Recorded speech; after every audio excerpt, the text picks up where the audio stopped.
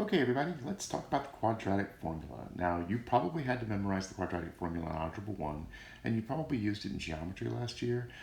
For now, what I want you to do is to be able to use the quadratic formula. You will be expected to memorize it and to leave this class with it in your memory. Because you'll really need to have that in your head in your classes moving forward. So we'll talk more about the memorization process a little bit later, but for now, I just want to focus on how it's used. So the quadratic formula is over here in yellow. A lot of people don't realize that there's an if statement and then a then. So it's if you have a quadratic equation with ax squared plus bx plus c equals 0, then the formula is this. X equals negative b plus or minus the square root of b squared minus 4ac all over 2a. So two things you need to know about the quadratic formula. First of all, it only works if you have a quadratic equation and it's equal to 0. So if it's not equal to 0, you need to get everything on the same side and have it in this particular order: square term, x term, constant term. And then you need to have it memorized, know what a, b, and c are, and know what the formula is. Now, I'm going to walk you through two examples. We're going to do number 37 and number 38. Now, on number 37, you see that this is an equation where I could have actually start, because every term has a constant, like a common factor of 2. I could start by dividing everything by 2 to make my math easier.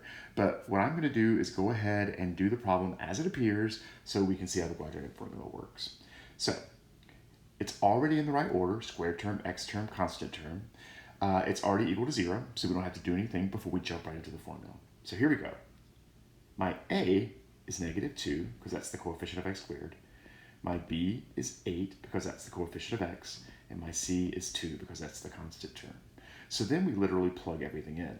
X equals negative b plus or minus the square root of b squared minus 4 times a times c all over 2 times a. Now, the two mistakes that people most often make with the quadratic formula are memorizing it incorrectly. That's an obvious thing. And then they mess up the order of operations while they're working through it. So I'm going to guide you through what this should look like. So pretty much what you do is you do anything that's like in the grouping symbols, which in this case would be the radical first, and then the top of the fraction bar. So what that's going to look like is this. Negative 8, I can go ahead and write as negative 8. Plus or minus, I'm going to do the stuff inside the square root first. So 8 squared is 64. Then minus 4 times negative 2 is negative 8 times 2 is negative 16. All over. And the 2 and the negative 2 are grouped together as well by the fraction bar. They're like together. So 2 times negative 2 is negative 4. So now I combine the things that are underneath the radical, the square root. 16 minus negative 16 is positive 80. And now we get to the point where I need to start simplifying this. Now, you have to simplify radicals in order to simplify this first. And that's what you're going to do first. You're going to simplify the radical before you do anything else. Now, if you need extra help in this, the rules for that are actually in a video for problems 70 through 78, and you can find that on the Google Doc. But I'm going to look at 80, and I'm going to say, hey, that has some factors in it that are alike. 4 times 4 times 5. There's a pair of 4s there, so I can pull a 4 outside the square root. And I'm going to run out of room down here, aren't I? And then again, according to the rules that I provided you in the 70 through 78, I can simplify stuff that is outside the fraction altogether. So, sorry, outside the radical altogether. What that means is this number, the negative 8, this number, the 4, and this number, the negative 4, if they all have a common factor, I can cancel it. So I'm going to get rid of a 4 on top and bottom.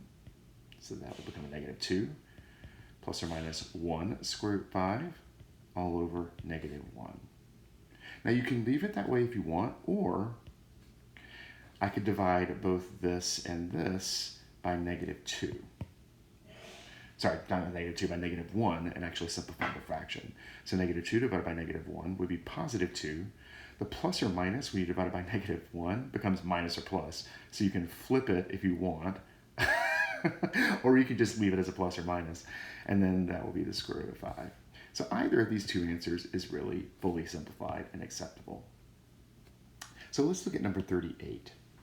Again, the first thing we have to do is make sure that the equation equals 0. It doesn't right now, so we need to move all the terms onto the same side by adding 5. Now we can jump right into applying the quadratic formula.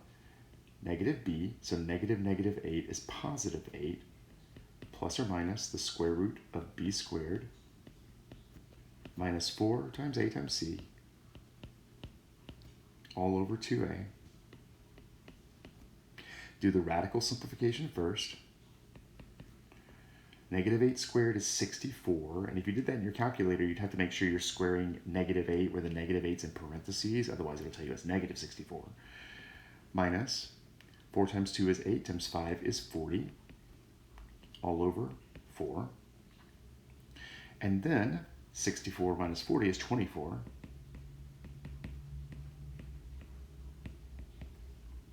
Now we're going to simplify the radical, and we can do that because there's a pair of like factors in 24. That's 2 times 2 times 6. It's a pair of 2's. So that means I can pull a 2 out. And then I look at all the outside radical numbers, 8, the 2, the 4, and see if they have a common factor, and they do. Common factor is 2, so I'm going to take a 2 away from all of those. So the 8 will become a 4, plus or minus. The 2 square root 6 will become a 1 square root 6, which you could just write as square root 6, and that would be fine, all over 2. The 6 has a 2 and 3 factor in it, but there aren't any pairs of factors, so it can't go any farther. So that would be fully simplified. So remember, make sure your equation equals 0. Make sure you have the formula and you're using it correctly. Make sure you simplify in the correct order, starting with the radical, then simplifying the radical, then simplifying any numbers outside the radical.